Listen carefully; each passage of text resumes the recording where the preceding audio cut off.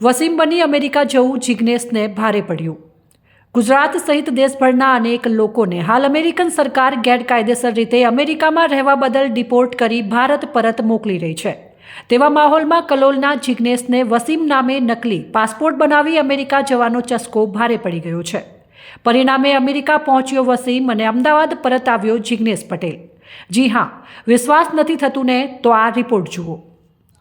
આપની mobile screen પર દેખાતા આ યુવકનું નામ જિગ્નેશ પટેલ છે, પરંતુ જિગ્નેશને અમેરિકા જવાની એટલી હદે જુનૂન સવાર થયું કે તે એજન્ટના કહેવા પર મુસ્લિમ નામ વસીમ ખલીલ ધારણ કરી નકલી પાસપોર્ટ સાથે અમેરિકા પહોંચી ગયો।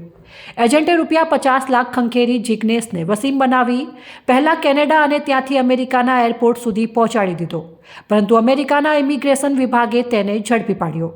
અમેરિકન સરકારે જિગ્નેશને ડિપોર્ટ કરી દિલ્હી મોકલી આપ્યો। ત્યાંથી દિલ્હી પોલીસ પ્લેન મારફતે અમદાવાદ લાવી, જ્યાં નકલી પાસપોર્ટ નકલી ઓળખ સાથે અમેરિકા જવા બદલ અમદાવાદ એરપોર્ટ પોલીસે તેની સામે ગુનો નોંધી ધરપકડ કરી અને વધુ તપાસ અમદાવાદ એસઓજી પોલીસને સોંપવામાં આવી છે।